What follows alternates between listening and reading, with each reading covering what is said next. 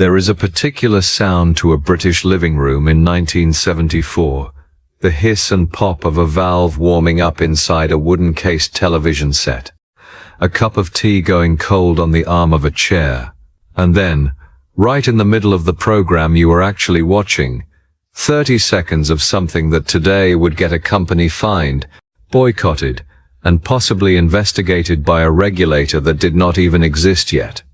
We are not talking about grainy black and white curiosities from the 1950s.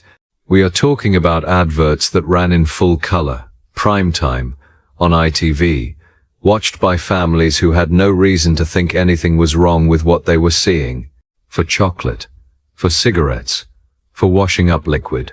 Ordinary products, sold in ways that by today's standards range from mildly awkward to genuinely difficult to watch. This is not a list assembled to shock you for the sake of it. Every advert in this film actually aired, actually sold products, and actually shaped how an entire generation understood race, gender, health, and desire. We have gone back to the archives, the trade press, and the regulatory records to get the details right, because if you lived through this decade, you will know immediately if we get it wrong. So let's start with the one that ran the longest, and caused the most argument.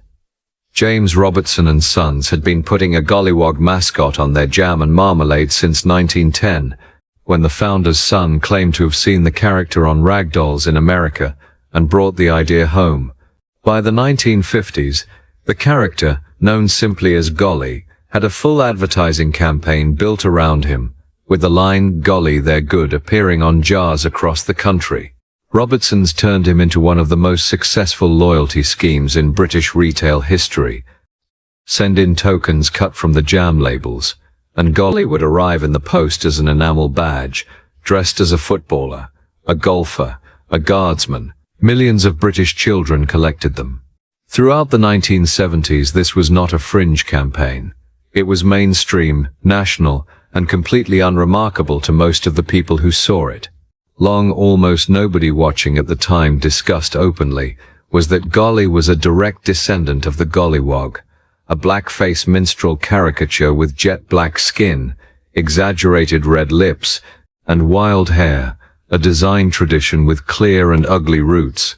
Community groups raised objections for years. In 1983, the Greater London Council formally boycotted Robertson's products over the mascot. It took until 1988 for Golly to disappear from television advertising altogether, and the character was not fully retired from packaging until 2001, when the company quietly replaced him with Roald Dahl characters instead.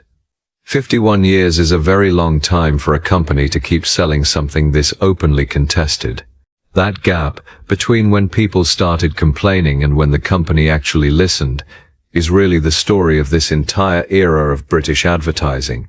If you're finding this as uncomfortable as we did putting it together, that's worth sitting with for a second, because it doesn't get lighter from here. But before we go further, if you want more of this kind of properly researched, no-nonsense look at Britain's recent past, this is exactly the channel for that. Subscribe, drop a comment telling us which advert on this list you actually remember watching as a child, and if this is doing its job, give it a like before you go any further. It genuinely helps. Now from race to something almost every household in Britain was doing without a second thought: smoking. Television advertising for cigarettes had actually been banned in Britain back in 1965, a full decade before most of what we're covering today. But that ban only applied to television. Cinema screens, billboards, and the pages of every newspaper and magazine in the country remained wide open, and the tobacco industry poured money into all three. The most famous survivor of this loophole was Benson and Hedges, and specifically their Pure Gold campaign, created by the agency Collett Dickinson Pierce. The brand had been using the Pure Gold from Benson and Hedges line since 1962, but in 1977 the agency relaunched it as something genuinely strange, a series of surreal, wordless images built entirely around the gold packet, photographed by Brian Duffy in bizarre, dreamlike settings, with no health warning doing anything close to the work it would need to do today. The campaign became one of the most awarded in British advertising history. It made Benson and Hedges the best-selling king-size cigarette in the country by 1980. Alongside it sat Hamlet Cigars, whose happiness is a cigar called Hamlet campaign, set to Bach's air on a G-string, ran for decades and turned smoking into a punchline for life's small disasters, a burnt dinner, a missed train. It is one of the most fondly remembered campaigns of the era precisely because it was gentle, funny, and reassuring. That reassurance was the entire problem. There was no mention anywhere in these adverts of what the medical profession already knew by the 1970s about lung disease and heart disease. The industry was not lying, exactly. It was simply choosing very deliberately what not to say, and the law let it get away with that until the Tobacco Advertising and Promotion Act shut the whole thing down in 2003. From the products themselves to how they were sold using entirely different but equally dated ideas about culture and race, Fry's Turkish Delight ran one of the most recognizable confectionery campaigns of the decade under the line "Full of Eastern Promise." The advert followed a similar shape almost every time, a robed shake figure on horseback, sweeping across a desert, arriving to present a woman with a box of chocolate, framed with harem imagery borrowed wholesale from a very old, very lazy idea of the exotic East. It sold a lot of chocolate. It also reduced an entire region and culture to a costume and a backdrop, purely to make a boxed sweet feel a little more glamorous than it actually was. Nobody at the time seemed to ask whether that trade-off was a reasonable one to make. Meanwhile, in kitchens rather than desserts, OXO built one of the longest-running advertising families in British history around a character called Katie. Through the 1970s, Katie's entire dramatic purpose, week after week, was to produce a meal that earned her husband's approval. The tension in almost every advert came from whether dinner would be good enough. Her value as a character was tied directly to how well she fed her family. It is worth remembering that this was not one rogue advert. It was a sustained, popular, long-running portrait of what a British wife was supposed to be for. Fairy Liquid told a similar story from a different angle. Its long-running Hands That Do Dishes campaign, built around Katie Boyle in the earlier years and later a rotating cast of mothers and daughters, promised that the product was gentle enough to keep a housewife's hands soft, because those hands would still need to look presentable for everything else expected of her. The domestic labor itself was never questioned, only whether it was leaving visible marks. And it wasn't only women being sold a narrow idea of who they were supposed to be. Brute Aftershave, fronted by the boxer Henry Cooper with the lines "Splash It All Over," built its entire identity around a very specific, very rigid version of British masculinity. Sport, physicality, a slap of cologne as proof you'd arrived as a man. It sold enormous amounts of aftershave. It also left very little room for anyone who didn't fit that mold. Then there was Cadbury's Flake, which took a completely different route and leaned hard into overt sensuality. Its adverts, largely built around a woman alone, eyes closed, slowly eating a crumbling bar of chocolate in soft focus, were suggestive in a way that had almost nothing to do with the product itself and everything to do with using a woman's pleasure, filmed a particular way, to sell it. It is remembered today as much for its tone as for the chocolate. And on the drinks side, Baby Cham, the sparkling perry that had first launched in the 1950s, spent the 1970s marketing itself explicitly as, in the company's own words, the genuinely feminine drink, complete with a cartoon baby chamois deer as its mascot. The pitch was not subtle. Women, the advertising implied, needed their own drink, one that was light, sweet, and a little bit childish, because anything stronger apparently wasn't for them. Put all of these together, and a pattern starts to emerge that is bigger than any single advert. This wasn't a handful of companies making isolated bad calls. It was an entire industry, operating inside a regulatory system that was barely a system at all. The Advertising Standards Authority had existed since 1962, but for most of the 1970s, it was a voluntary, self-regulatory body with no legal power to fine anyone or force an advert off the air. Its job was essentially to receive complaints and ask companies nicely to reconsider. Real legal teeth and a proper broadcast code with consequences did not arrive until years later. So when we ask why nobody stopped these campaigns sooner, the honest answer is that there was almost nobody positioned to stop them. The government focused on product safety and outright fraud. The broadcasters focused on filling airtime and taking the fee. And the agencies, brilliant as many of them genuinely were paid to sell, not to ask whether what they were selling was fair. There's another example worth pausing on, because it shows how deep this went even into products that look entirely innocent on the surface. Kia Ora, the concentrated orange squash sold in cinemas and corner shops throughout the decade, ran printed advertising in the earlier 1970s that illustrated black workers picking oranges in the West Indies, drawn in a simplified, caricatured style. It was a soft drink for children, sold using imagery that reduced real people, in a real industry, to a decorative backdrop. The brand's advertising would go on to attract even sharper criticism in the following decade, but the groundwork for that criticism was already being laid in the 70s. And it wasn't only imagery doing the damage. It was also what advertising was legally allowed to leave out entirely. Cigarette packets in the 1970s carried nothing like the health warnings we'd recognize today. The first legally mandated warning only appeared from 1971, and even then it was small, easy to ignore. Alcohol told a similar story. There was no watershed for drinks advertising, no restriction on using cartoon mascots to sell something with an alcohol content, and no requirement to mention units, moderation, or risk of any kind. A product aimed explicitly at women, using a cartoon baby deer, could run during children's viewing hours. So when you put the full picture together, the gollywog on the jam jar, the sheik on the chocolate box, the housewife judged by her gravy, the cigarette packet with almost nothing printed on it, you start to see that none of these were accidents. They were the predictable result of an advertising industry that had almost total creative freedom. Let's go back to Robertson's for a moment, because the numbers involved are more revealing than anything else in this film. Even as late as the early 2000s, decades after the character had already been pulled from television, the company was still sending out around 250,000 Golly badges a year, attached to sales of roughly 45 million jars of jam and marmalade annually. And according to the company's own brand director at the time, they were receiving only around 10 letters a year objecting to the character. 10 against 45 million jars. That gap is not evidence that the character was harmless. It's evidence of exactly how normalized it had become. The Commission for Racial Equality approached Robertson's directly on more than one occasion.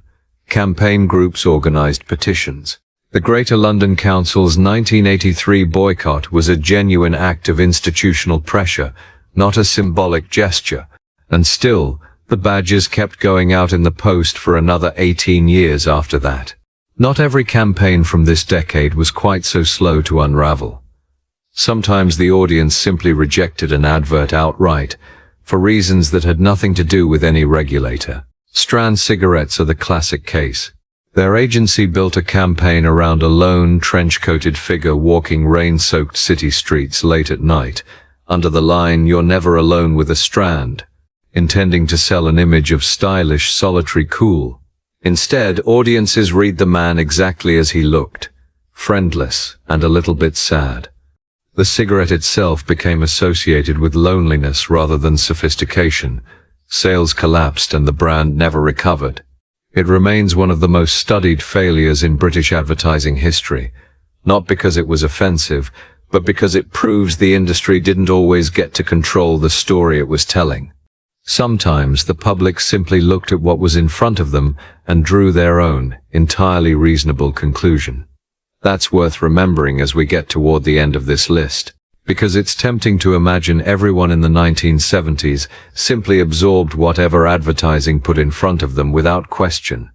But some of it, they pushed back against immediately, loudly and effectively. The real failure wasn't a passive public. It was a system with no formal mechanism for turning that pushback into actual change until years, sometimes decades later. Not everything on this list was trying to sell you a product.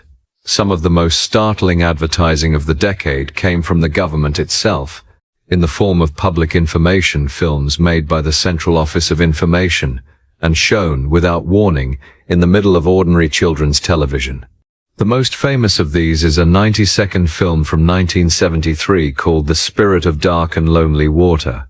It shows a robed, faceless, black-cloaked figure, voiced by the actor Donald Pleasance, haunting a muddy stretch of water surrounded by discarded fridges and rusted cars. "I am the spirit of dark and lonely water," the voice intones, ready to trap the unwary, the show-off, the fool. One by one, children who ignore basic water safety fall in and drown, and the spirit watches, almost with satisfaction. It was commissioned by the Home Secretary's office after pressure from the Royal Society for the Prevention of Accidents, and it was shown regularly, at any time of day, with no watershed protection whatsoever. because as a public information film it was never even submitted to the British Board of Film Classification for a rating. It didn't need one. In a nationwide poll decades later, it was voted one of Britain's favourite public information films of all time, which tells you something about how fondly this particular flavour of childhood terror is remembered, even by the people it clearly frightened badly. 4 years later, in 1977, the Health and Safety Executive went further still, with a 27-minute film called Apaches.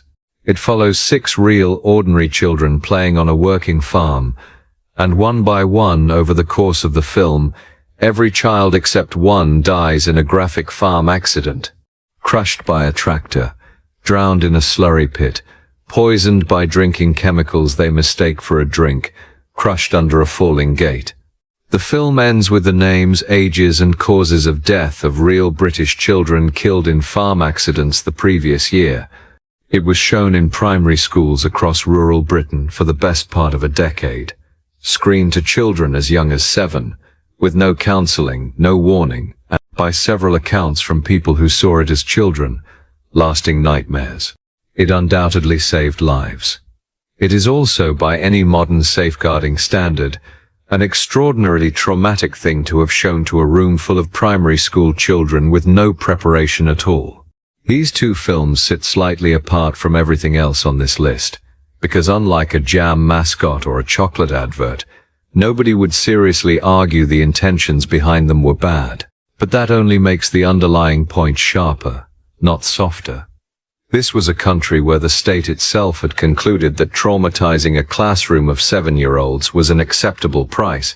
It's worth pausing here to say something plainly, because it would be easy to walk away from everything so far thinking this was simply a more careless decade, full of people who didn't know any better. That's not quite right either. Complaints happened. Campaigners existed.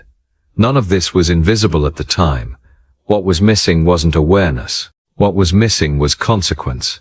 Today, the Advertising Standards Authority can and does rule against campaigns within weeks, sometimes days, of a complaint being lodged. Ofcom holds broadcasters to a legally enforceable code. Social media adds its own layer of instant, very public pressure, for better and for worse. None of that infrastructure existed in anything like its current form then.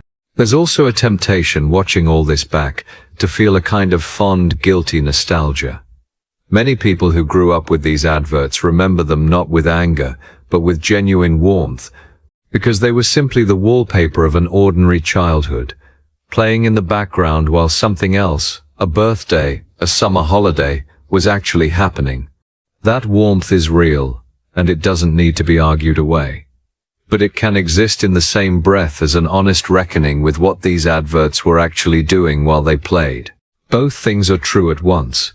That is, in the end, probably the most useful thing this whole exercise can offer. A clearer picture of a system with almost no breaks. It leaves us probably exactly where any honest look at the past should leave us. Without a villain to point at, and without an excuse either. The people who wrote these campaigns were, by most accounts, talented, likable, ordinary professionals. The people who watched them were, by every account, ordinary families, trying to get through a difficult decade. Nobody in this story set out to build a decade of advertising that feels this uncomfortable. It simply happened. Until enough people, over enough years, said no. Standards do not improve, because any single generation becomes wiser or kinder. They improve because enough ordinary people insist on something better. It took the Robertsons campaign 51 years. It took cigarette advertising until 2003. Somewhere right now, there is almost certainly advertising running on British television that a future audience 50 years from now will find just as difficult to watch as we found some of this. If this film gave you something to think about, that's really all we set out to do. If you remember any of these adverts, tell us in the comments. Subscribe if you want more of this kind of properly sourced look at Britain's recent past. We'll see you in the next one.